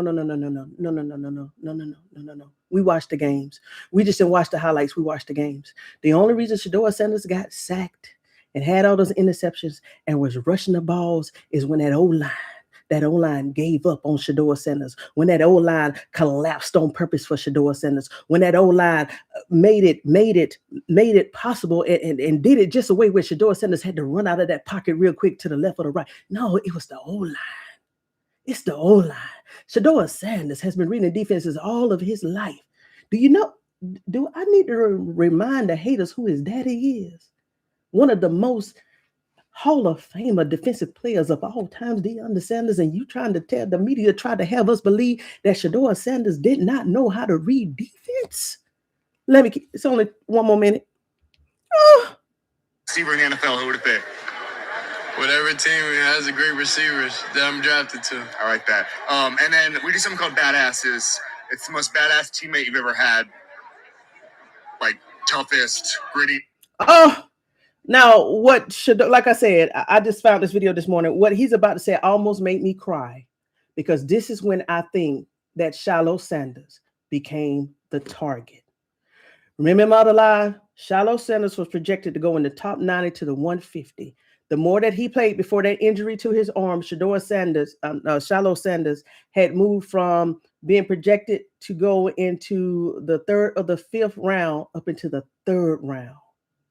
This is when my heart broke this morning, because this one will say, okay, hold on, we go get the daddy because we finna hurt Shedeur Sanders. Oh, guess what? Oh yeah, hey, I forgot Shilo Sanders is playing. Watch this. Whatever you want to call it. Who's your badass? Shilo. He don't care. He don't care. Like he don't care. No matter what anybody said at the end of the day, he gonna do him. You know. So Shilo definitely, I would say, I've seen him before run as hard as he can somebody and get in, and he's actually knocked out. You know, it's like so I've seen it. Like he's crazy. I love that. Tell us what you're doing with Gatorade. Gatorade, I'm here. We just left the Gatorade lab. It was amazing. And that was really it. I think that's how they already knew they was going to get to Deion Sanders through Shedeur Sanders. But to hit him twice in the heart, Shilo Sanders. The question was, and this guy here, Kevin Clark, asked Deion Sanders the same thing. Out of all the players you played with, who was the badass? Deion Sanders said, whoa, what do you mean? Who was the most badass player? Deion Sanders said, because Deion said, hey, because you know words matter. Hint, hint, words matter. So he was like, Deion Sanders was like, hey, I don't understand. Are you trying to say who was the worst player on the team or who was the good player? So Kevin Clark was like, oh yeah, you know, the best player you ever played with. Okay, Deion Sanders said, hey, make it clear. Hint, hint. And for Shedeur to say that out of all the players that he's ever played with, for that to be his brother Shilo, I'm gonna say 9 times out of 10, they used this interview right here that I didn't even know existed against Shedeur Sanders last year in the slide. And of course, when they got Shedeur Sanders on that target, Shilo Sanders, he was gonna fall too. Undrafted. Shilo Sanders, wherever you are, young man, we are wishing the best for you. Godspeed, Shilo. Godspeed. Let me read the comments, and then I'm going to play that video regarding Ross Tucker. Bam, watch me. They don't like it. Yeah. Hey, thank you, Grim Creeper. Yeah, the others can say things with a cocky vibe and says nothing about it. I want to bring that up. Y'all remember? I think it was when Russell Wilson played week 1 or week 4, whatever, and then Jackson Dart took over. If y'all don't remember it, it was a shot in one of those games they must have won, or they was pretty up in the, let's just say they won, in the end zone. After the game, it was Jackson Dart and Scatterbo. You know what they did? And everybody applauded them. Passion. Oh, I like that. I like what's going on in New York. Them young men, they basically stripped naked from the top, from the waist up. They ripped over their shirts like the Incredible Hulk, and everybody, oh my gosh, so much passion. Yeah, this is what the NFL need. But that would have been Shedeur Sanders. Shedeur Sanders has never even given us any type of behavior like that. Only thing he's done was speak confident out of his mouth, because life and death comes from the tongue. Shedeur Sanders, just because his name alone and the spiritual connotation behind it, do you know some people don't even like to hear the name Shedeur Sanders, because in the spiritual world it vibrates and it knocks them going crazy. Some people don't even like to see his name because of the spirit. They may not know it, but that's what's going on. It's a spiritual connotation. So when you have somebody, that means the almighty flame of God speaking positive and confident and just full of life, it aggravates the demons and devils. I'm trying to tell you, 2026, it's about to be something that we've never seen before. Come on. Let's see here. There's nothing new under the sun. That's right. Hype. Don't get me. Hey, I'm about to play this clip for Ross Tucker, and I'm going to let y'all go. They can't break up the Sanders from. Yeah. Coach Prime and Shedeur was writing play. Thank you. This is what they do. Then they do the. See, I was gonna make you a mod, but I see you be cutting up in the chat too. Oh, let me play this clip for y'all. You know what? It's Sunday, and y'all up in here, and I love it. Let me play this. Okay, hold on. Oh man, y'all, I've had fun today, investors and viewers. Thank you so much for all of the love and the support. Cause y'all giving me a good Sunday. It seems like that storm is over now. Ooh, prophetic. Ooh, that hit different. The storm is over now. Let me go to this here. Here we go. 3 months ago. And I'm going to pull it up. While it's playing, I'm going to pull it up so you'll see exactly what thumbnail. You know what? I need something to cover my camera. The name of this video is called Hidden Media. You know what? Just let me play it and I'm gonna pull it up on the screen, okay? Hey, good morning, best weekly basis. So if you ever go back to this video, this is a video I was not showing my face. It was just like radio style. But let me get to this right here where Ross Tucker said this. Oh, here we go, baby. Right here. And if you let a person talk, they'll start telling. Can you imagine what's truly going on behind the scenes? You got to walk through dealing each and every thing. Okay, so let me go to the jewel of this video. 40-inch slips. Everybody knows what a 40-inch slip is, right?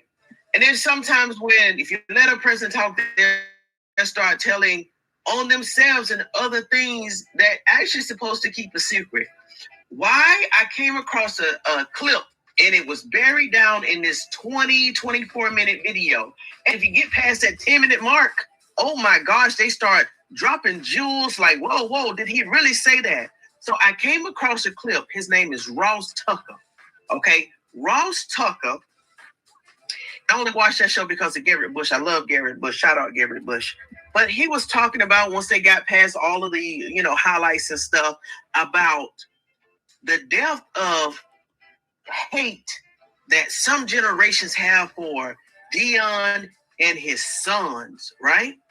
So he goes on to say that when he was playing football, his grandfather at that time, who was 85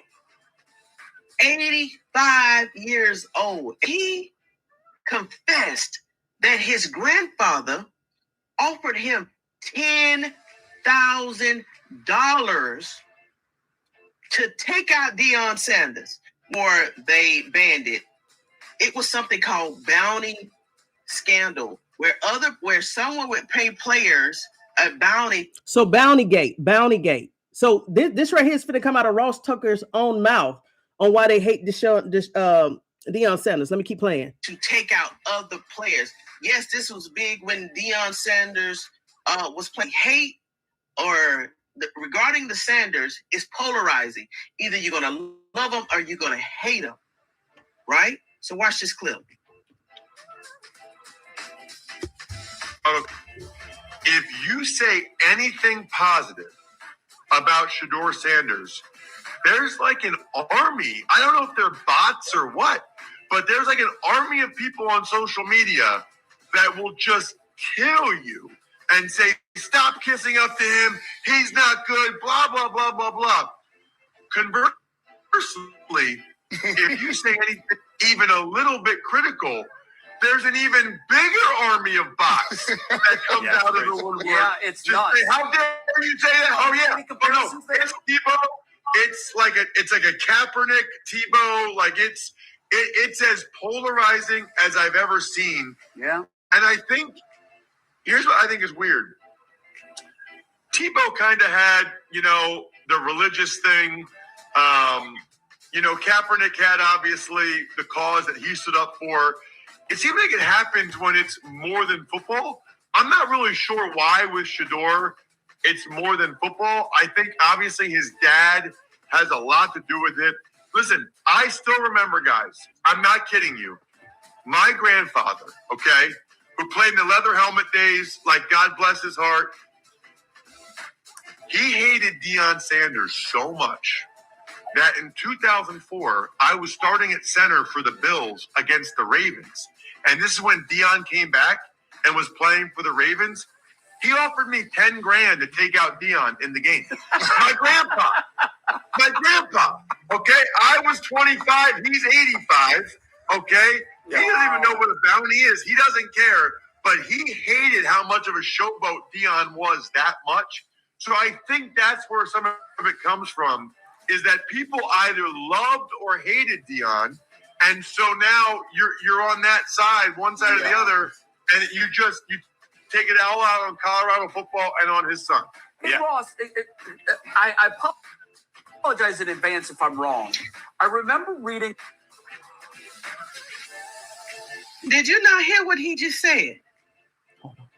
In that 2-minute span window, that summarizes all of this. So many people hate Deion Sanders that they're taking it out on the Suns. We see what happened to Shilo. Now we see what's happened to Shedeur.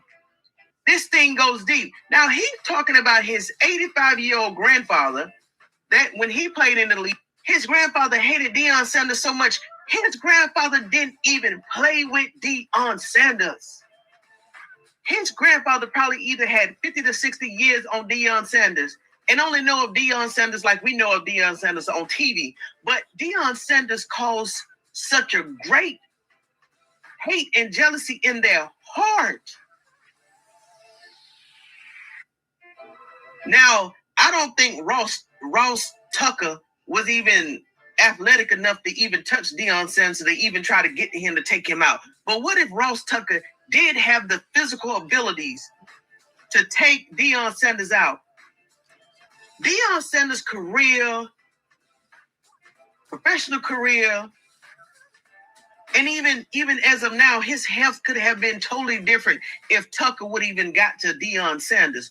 Do you see what they are saying behind closed doors, the schemes they're doing behind closed doors?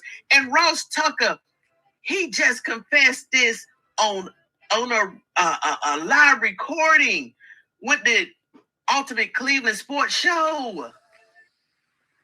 So if they feel like this, can you imagine what Kevin Stefanski feel towards Shedeur? And let's not say Kevin Stefanski, let's say great-grandfather, uncle, niece, whomever may have had a bad dealing with Deion Sanders in the past, and Kevin Stefanski is the tool for the get back. I'm going to get back at Deion Sanders for what he did. And let's just say if it wasn't a relative of Kevin Stefanski, let's just say it was someone else in the NFL organization, a whole nother team in a different division that wanted to get back at Deion Sanders. All they had to do is call Cleveland, Kevin Stefanski, hey, make this happen. I'll make your life better. Quid pro quo. Don't tell me it doesn't happen.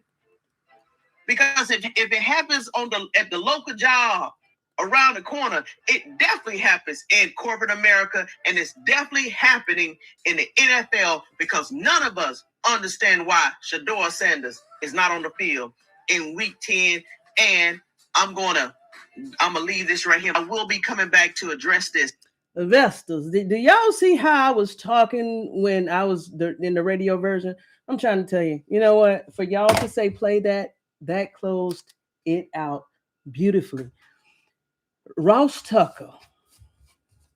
Most of those videos where I be finding my nuggets at, it's the part where, if you're busy or distracted or whatever, you're going to leave the video with all intentions to come back to it. I watched them videos all the way through. And when Ross Tucker admitted that in a joke, did y'all see how he was joking there? And you're right, Peter Supernatural, you're right. They was laughing about when Ross Tucker said that. Because if I was Deion Sanders and heard that, or anybody, I can't even say that because it was so long ago. But do you think Deion Sanders would have been laughing about that, knowing that somebody, grandfather, 85 years old, had offered them when he was playing for the Baltimore Ravens, because he was playing for the Baltimore Ravens when that happened, I think, or the Bills, or one of the teams. His grandfather, imagine 85 years old, bedbound, or can't barely walk, offered his grandson $10,000 to take out Deion Sanders. And in that clip I was trying to allude to, what if he was one of those fast athletes, right, to take out Deion Sanders? First of all, how would he take out Deion Sanders? If Deion Sanders was a defensive player, and sometimes I'm assuming Deion Sanders did play offense sometimes because he would do the kick return. What if he was one of them players that could have got after Deion Sanders, chased him down, and hurt him on purpose? Would it have been a Shedeur Sanders? Would it have been a Bucky? Yeah, I think Bucky was already born. Would it have been a Shilo? Would it be a Coach Prime? Would it be a Coach Prime at the University of Colorado? Investors and viewers, every day, this is why I say stay vested up. Always stay prayed up, because you don't know other people that may be trying to get to you for other people. Man, your viewers, investors, y'all have showed out today. Let's read some of these right here. Yes, Amber. Yes. He said that in a joke. He confessed like that was something to put out on his chest. And let me tell you one thing. There's a particular somebody that I used to watch that show for. I felt very uneasy when I saw somebody laughing at stuff like that. And I really don't watch that show. I don't watch that show no more. I don't watch that show no more. For nobody. I don't watch that show no more. Because there's some things I feel like, hey, if I don't care how long I've been knowing you, I don't care how long we've been on this platform, you can go say certain stuff in front of me. And I'm definitely not gonna laugh about it, especially when I'm supposed to be an advocate or supporter of this young man that has been railroaded in the NFL. I'm not laughing with you. I'm not laughing with you.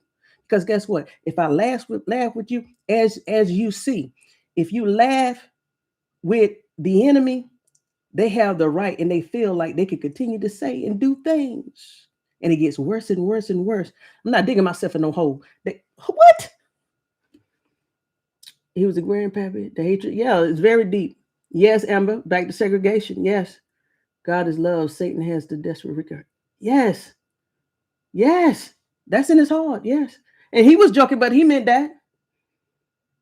And who knows? Now, of course, it's illegal now. Bounty gag is illegal. You don't think none of them players for either side, when Shedeur Sanders was either behind that line or coming down that field, nobody else ain't putting nothing in nobody else's ear to try to take him out. Come on now. Laughing about, yes. I was trying to hurt or injure Shedeur. Dang, I just said that TDP, who are you? I just said TDP 1428. Who are you? The NFL banned a lot of hits. Yes. But as you see, you can't tell me that OLine wasn't sabotage. That God Almighty said, Jacob, I love you. Esau, I hate. They better leave the Shedeur Sanders alone. Move quickly. Yeah, you heathen and hypocrites. Yes. Thank you. I know exactly what you're talking about. I stand firm with you on that. I told I ain't know that. I ain't know that. Oh my goodness, no. Hold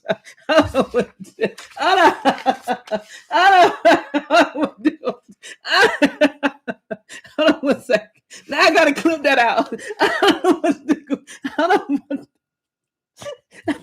I ain't calling no name. What you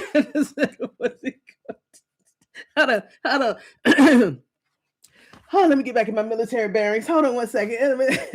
Hold on. Let me put the glasses on. Try to get back in professional form. I can't read no more chats from you. Jerry, Jeudy. Yes! Jerry, Jerry, Jeudy, Phyllis is hurt now. They're going to get some wide receivers at this combine and this NFL draft. That Jerry, Jeudy is about to what you call it. She don't want to.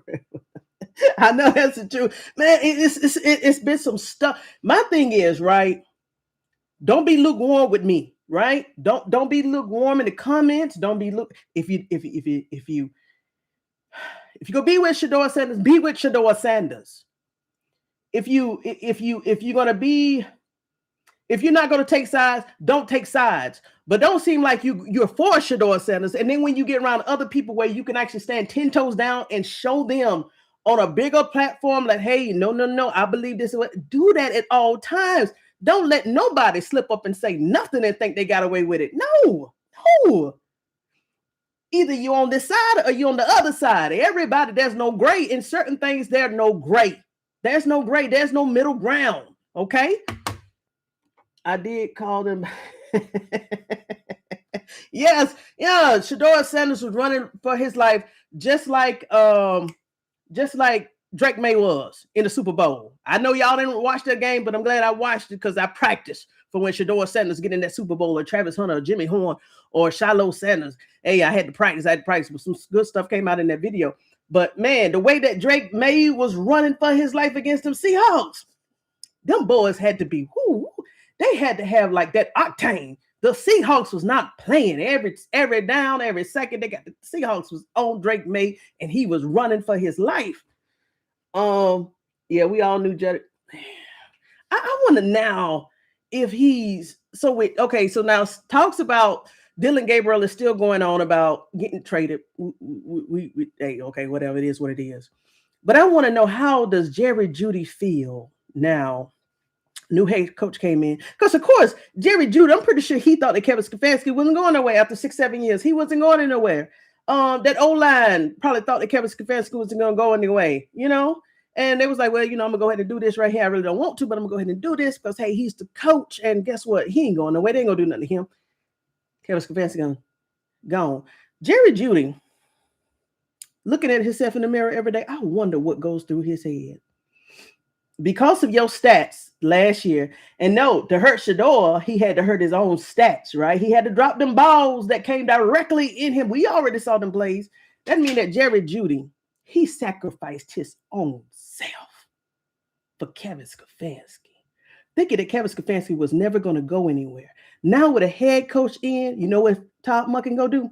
We'll look at them stats. Just like they did David Njoku. And I don't think David Njoku did anything or colluded against Shilo Sanders. The reason why his stats stuff is because Dylan Gabriel couldn't really throw him the ball, right? But Jerry Jeudy is in a different position, from my opinion. Shilo Sanders gave him that ball every time down that field. He decided to drop that ball. And guess what? If I was Todd Monken, okay, hey, guess what? Hey, I know the heat is on me. I need to make some. Hey, we need a winning session. Okay, based off your stats last year, hold on. And based off this player in the Columbine, based off this player, we're looking at the draft. Hey, Jerry Jeudy, by default, because of your stats last year, you're going to wide receiver 3 or 4. What I can't. Hey, I'm Todd Monken. I'm coming in here. I don't know nothing. Hey, based off your stats last year, unless you could tell me why your stats look like this, and you know Jerry Jeudy won't. Hey, I'm Todd Monken. Hey, Jerry, yeah, based off these right here, I'm looking at your percentages last year. I looked at some film. I did look at some film as a coach. Based off this right here, hey, I'm sorry. Unless you show me better, wide receiver 3 or 4. All right, next. That's all Todd Monken got to do. He's a Jag, right? We all agree he's a Jag. Jerry Jeudy, if he wasn't a Jag before last year, he's shown everybody he was definitely a Jag. It is what it is. Love to see it. They want to make but his face. Go watch them highlights. I don't know if they're gonna show him like that. His face was so tense. He was clenching his teeth trying to get to that sideline because he had to get away from that defender. I'm glad Jerry Jeudy. Yeah, I feel bad. Yeah, you know what? That could be a package deal. If that's, hey, it is what it is.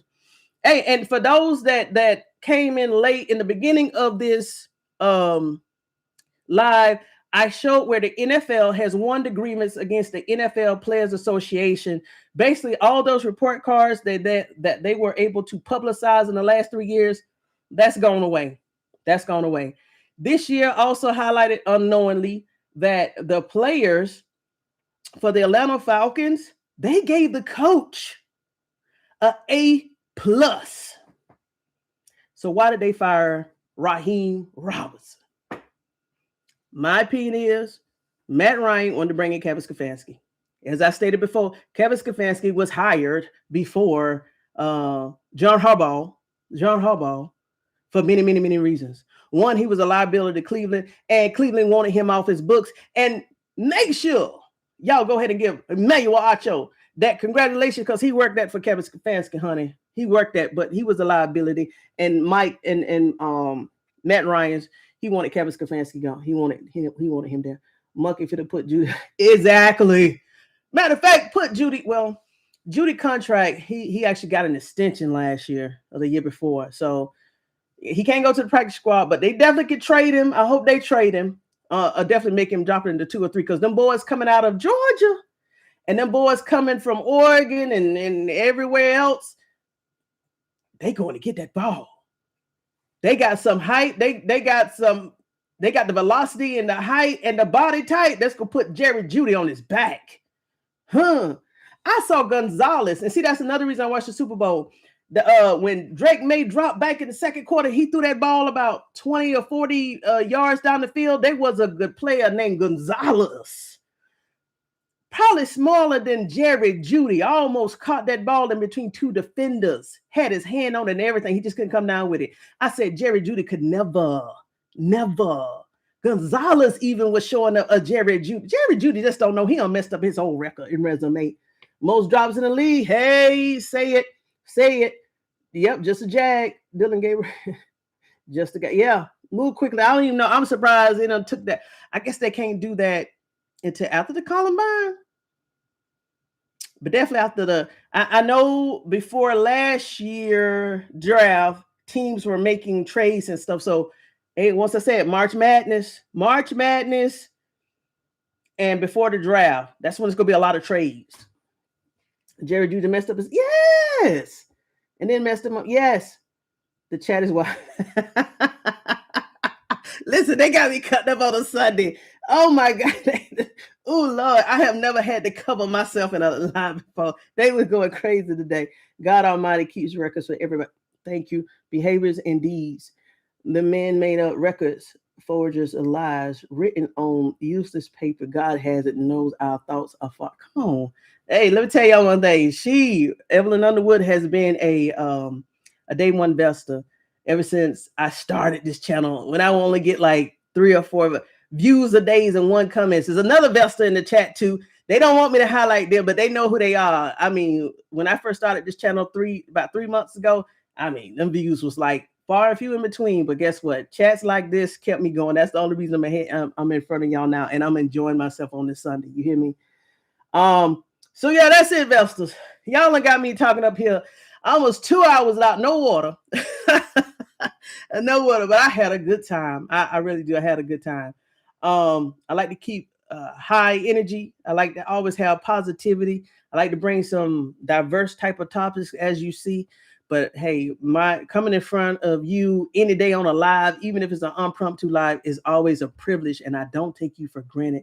And I love the way that y'all interact me, even if it's something you want to put in the chat that I may disagree with, like that other, I don't know, it was a viewer investor. I never seen him before, but I just thank all y'all just for giving me some of y'all time and letting this off my chest. You know what I'm saying? Because I was nutting up. Before I started my channel. I was restless. I was restless with everything that was going on with Shedeur Sanders in the media. And this was my outlet. This was my therapy. And thank you, investors and viewers. Thank you so much. She said, hey, you the one that put that out there, okay? I didn't even say your name, okay? I appreciate you more than you ever know. Hey, it's the same. It's mutual. It's mutual over here on this channel, okay? It's mutual. For all viewers, investors, it's mutual. It's mutual, okay? I'm not like some podcasters. I've seen other podcasters, bigger platforms, cuss out their viewers, viewers just because they put something in the chat. I never do that. That's not me. That's not my character. That's not me. So, hey, it is what it is. If y'all want to ask me something, or just put something in the chat. If not, investors, hey, thank y'all so much for this beautiful Sunday cutting up in Georgia. You hear what I'm saying? The storm is over now. And there's a little bit of rain outside, but the sun is shining. Amen. Hallelujah. I think that just hit. And if you don't know, I'm a very spiritual person. I don't try to sound preachy, but whenever anything is falling in my heart, in my spirit, I say it. But I think that just hit a frequency. The storm is over now. You hear what I'm saying? You did this today. As always. Thank you so much, man. Thank you. So investors and viewers, go ahead. Make sure until next time you get your notes, your drink, and your vests, because we stay vested up, and go ahead and enjoy life, your family, and your time off. And hey, who knows? I may come on here tomorrow for a small live, but that's if I see anything out, in the public, because come to find out, Cleveland media don't sleep. They just come out with these narratives. So if they come out with something crazy or whatever, I'll be back for a short minutes tomorrow. But if not, I would definitely see you on Tuesday. Okay, investors? See you on Tuesday. I don't want to wear out my welcome. But have a wonderful day. Yes, have a wonderful day, everybody. Thank you so much for today. All right, investors and viewers, thank you so much. Stay blessed, all right?